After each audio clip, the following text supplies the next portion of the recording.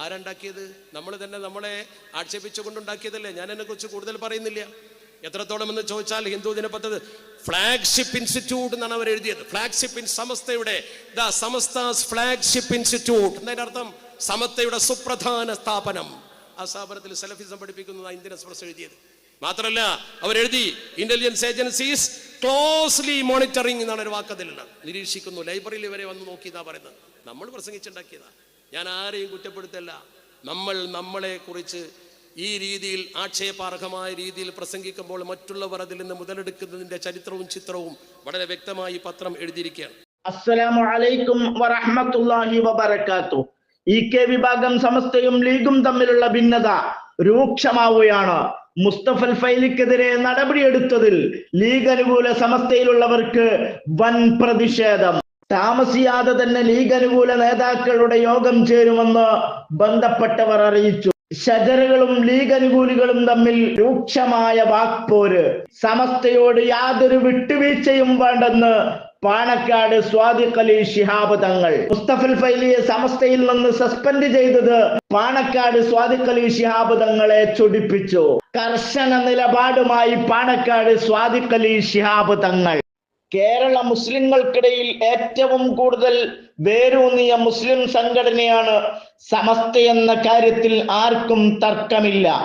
ഏതൊരു സംഘടനയിലെന്ന പോലെ സമസ്തയിലും സംഘടനാപരമായ പ്രശ്നങ്ങൾ ഉണ്ടായി എന്നത് എല്ലാവർക്കും അറിയാവുന്ന കാര്യവുമാണ്. പക്ഷേ അത് വലിച്ചു നീട്ടി കൊണ്ടുപോകുന്നവരും അവസരം കിട്ടിയപ്പോൾ മുതലെടുക്കുന്നവരും കുരുവട്ടൂരികളെ പോലത്തെ കള്ളത്തൊരീക്കത്തുകാരും മറ്റു ചിലരുമാണ്.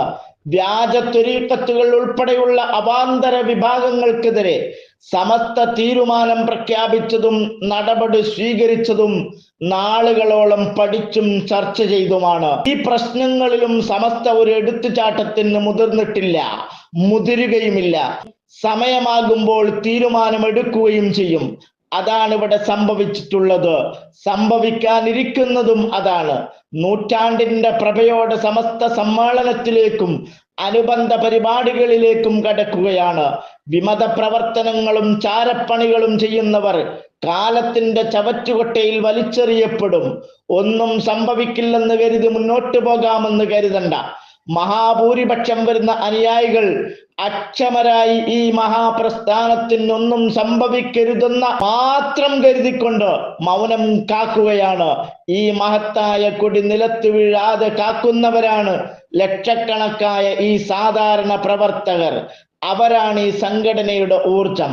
അവരുടെ പ്രാർത്ഥനകളും പ്രവർത്തനങ്ങളും വെറുതെയാവില്ല. സമസ്ത മുന്നോട്ട്. മുസ്തഫൽ ഫൈലിയെ സസ്പെൻഡ് ചെയ്തതിന് ശേഷം ഷജറകളുടെ പ്രസ്താവന ഇതാണെങ്കിൽ ലീഗ് അനുകൂല സമസ്ത രൂക്ഷമായ വിമർശനങ്ങളാണ് ഉന്നയിച്ചിട്ടുള്ളത്. ജഹനറ ടാക്കീസിൽ നിന്ന് പിടിക്കപ്പെട്ടവർ, തെരുവിൽ ഇതര മതസ്ഥരെ കൈയേറ്റം ചെയ്തവർ, ദീനി വേദിയിൽ കയറി തന്തക്ക് വിളിക്കുന്നവർ, യത്തീം മക്കളായ പെൺകുട്ടികളെ പീഡിപ്പിച്ചവരെ സംരക്ഷിക്കുന്നവർ, അന്യരുടെ ഭൂമി കട്ട് പുതപ്പിട്ട് നടക്കുന്നവർ, സുന്നി സ്ഥാപനങ്ങളുടെ ചെലവിൽ സുഭിക്ഷ സ്വകാര്യ ജീവിതം നയിക്കുന്നവർ, 8 റക്അത്ത് നിസ്കരിച്ചതിന് ഔഖാഫിന്റെ ശമ്പളം പറ്റിയവർ, അവരൊക്കെ അകത്ത് സേഫാണല്ലോ അല്ലേ? അത് മതി. വൈകിക്കയറിയവരെ നേരത്തെ വന്നവരെന്ന് വിളിക്കാൻ പുതിയ വിളംബരം ഉണ്ടാവട്ടെ.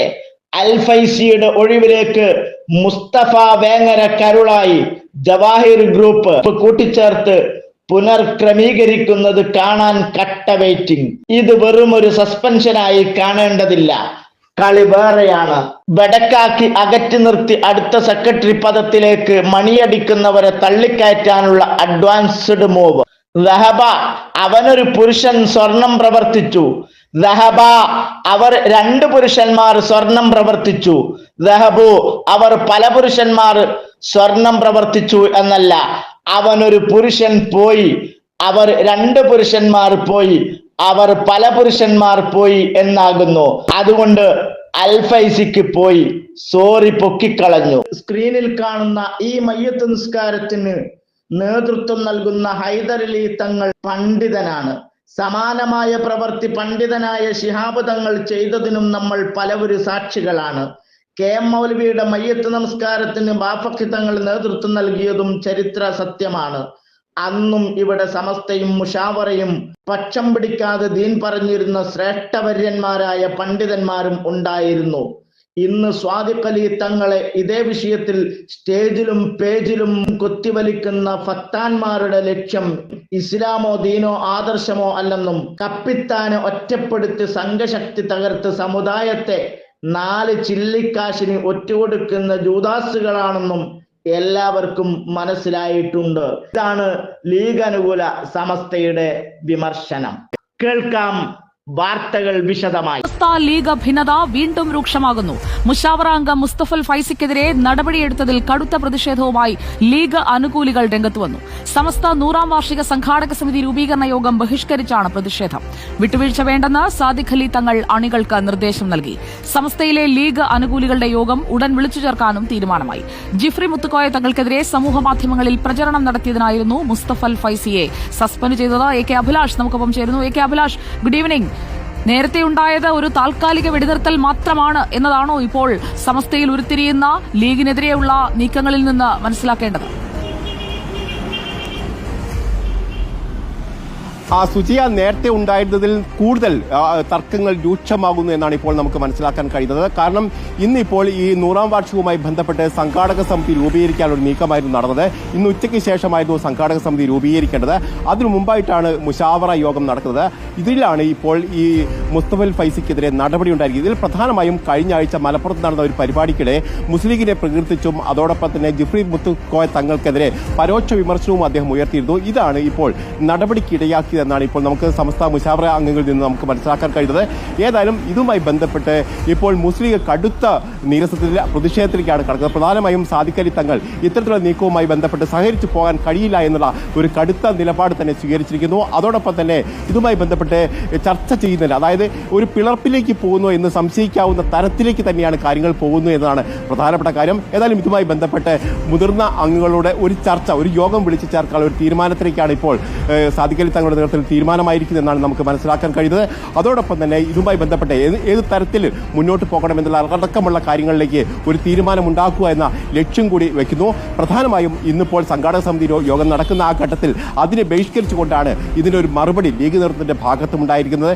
ബഹാദുദ്ദീൻ നദ്വി അടക്കമുള്ള ആളുകൾ ഈ യോഗത്തിൽ പങ്കെടുക്കാതെ വിട്ടുനിന്നു. അതായത് നേരത്തെ മുശാവറ യോഗത്തിൽ പങ്കെടുത്ത ആളുകൾ പോലും ഈ സംഘാടക സമിതി രൂപീകരണ യോഗത്തിൽ പങ്കെടുക്കാതെ മാറി നിന്നത് മുസ്ലിം ലീഗ് നേതൃത്വത്തിന്റെ അറിവോടെയും അതോടൊപ്പം തന്നെ നിർദ്ദേശത്തോടെയും കൂടിയായിരുന്നു എന്നാണ് ഇപ്പോൾ നമുക്ക് മനസ്സിലാക്കാൻ കഴിയുന്നത്. ഏതായാലും മുസ്ലിം ലീഗ് നേതൃത്വം കടുത്ത നടപടിയിലേക്ക് തന്നെ പോകുന്നു എന്ന് വേണം കരുതാൻ.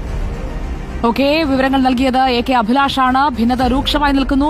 ഇത്തരം വാർത്തകളും വിശേഷങ്ങളും അറിയാൻ ഞങ്ങളുടെ ചാനൽ ഉടൻ തന്നെ സബ്സ്ക്രൈബ് ചെയ്യുക, ലൈക്ക് ചെയ്യുക, ഷെയർ ചെയ്യുക. ജനങ്ങളിലേക്ക് എത്തിക്കണമെന്ന് നിങ്ങൾ ആഗ്രഹിക്കുന്ന വാർത്തകളും വിശേഷങ്ങളും പ്രമുഖരുടെ പ്രഭാഷണങ്ങളും ഞങ്ങളുടെ വാട്സപ്പ് നമ്പറിലേക്ക് അയച്ചു തരിക.